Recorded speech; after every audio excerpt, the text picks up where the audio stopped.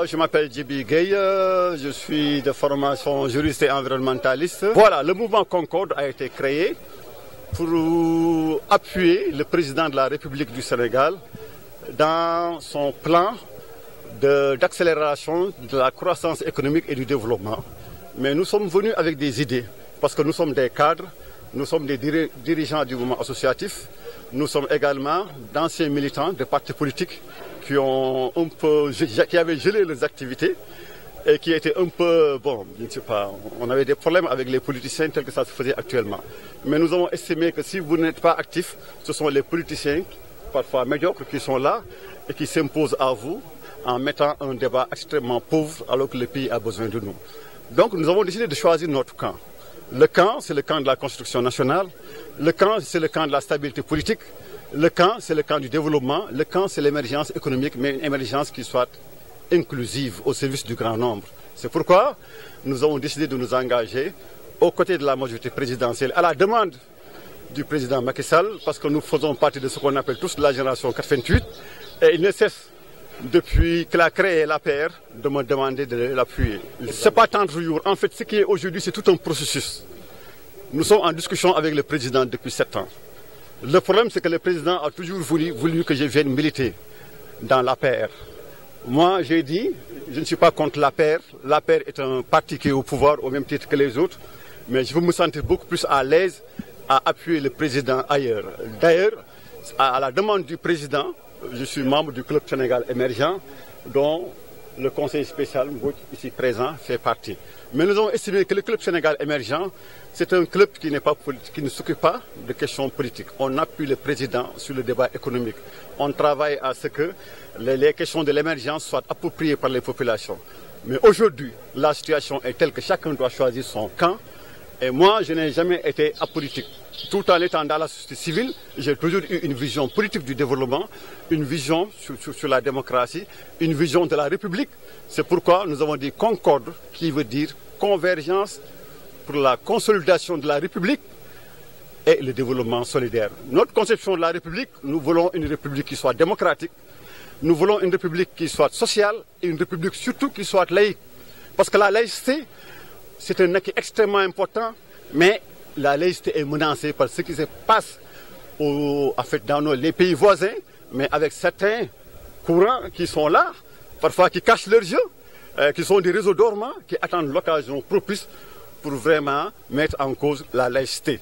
N'oubliez pas que quand le président a fait le référendum, dans le référendum, il y avait une clause qui disait que la laïcité devait être une clause éternelle.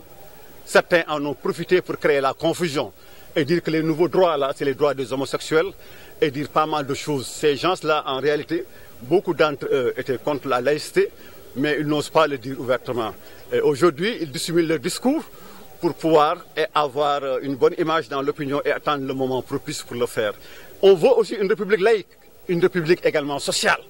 La république doit être sensible aux problèmes sociaux des populations. C'est pourquoi nous sommes également pour le développement solidaire. Parce qu'on peut avoir un développement qui ne profite pas au grand nombre. Nous voulons un développement fondé sur l'autosuffisance alimentaire. Parce que tant qu'on parle, il y a tout un débat sur le patriotisme économique. Mais le patriotisme économique doit commencer par d'abord produire ce que nous mangeons. Mais aujourd'hui, le président Macky Sall a décidé un programme audacieux d'autosuffisance en riz. Qui pouvait penser que le Sénégal pouvait être autosuffisant en riz? Mais d'ici 2 ou 3 ans, si le programme va bien avec le PRACAS, même si l'objectif n'a été atteint qu'à 80%, ce rêve-là va être une réalité avec ce qui est en train de se faire. Ça, ce n'est pas la politique politicienne. Nous ne voulons pas dire que Macky, tout ce qu'elle a fait, c'est magnifique. Dans nos discussions, moi je dis souvent, je préfère la critique constructive. Et je me dis souvent que nous allons travailler à l'éducation, à la contestation constructive. Dans la démocratie, on doit permettre aux uns et aux autres de donner leur point de vue critique, mais de façon constructive. Malheureusement, ici, tant qu'on est au niveau de l'opposition, tout ce que le pouvoir fait, c'est le nihilisme, ce que j'appelle le nihilisme. Alors que quand on est au pouvoir, on a tendance à présenter le Sénégal comme un paradis. Or, il faut d'abord reconnaître que le Sénégal est encore un pays pauvre. Le pays pauvre, ça veut dire qu'il y a des problèmes qui se posent. Et si président a dit qu'on va faire l'émergence en 2015, en 2035, ça veut dire qu'il faut toute une génération pour vaincre carrément la pauvreté et aller vers l'émergence. Des pays comme la Chine ont eu des taux de croissance élevés vers ça. Mais la croissance ne suffit pas. C'est pourquoi nous avons dit dans le cadre de Concorde, il faut améliorer la qualité de la croissance, que la croissance soit plus inclusive, que la croissance soit plus productrice d'emplois décents. Parce que la question de l'emploi des jeunes est une question extrêmement importante. Nous avons dit, et nous en discutons avec le président de la République, le concept d'économie sociale et solidaire. Le président parle beaucoup de couverture maladie universelle, de bourse de sécurité sociale. Mais nous, dans notre credo et dans les discussions que nous avons souvent eues avec le président avant de lancer, nous avons dit qu'il faut mettre l'accent sur la jeunesse et l'emploi des jeunes et également sur ce qu'on appelle l'économie sociale et solidaire. Tout le secteur informel, tout ce que les femmes font, il faut inclure ça dans ce qu'on appelle le concept d'économie sociale et solidaire et ça va nous amener à avoir une émergence inclusive au service du plan grand nombre, surtout avec les découvertes de pétrole et de gaz qui vont être là. Ça veut dire que même les entreprises qui sont là vont développer.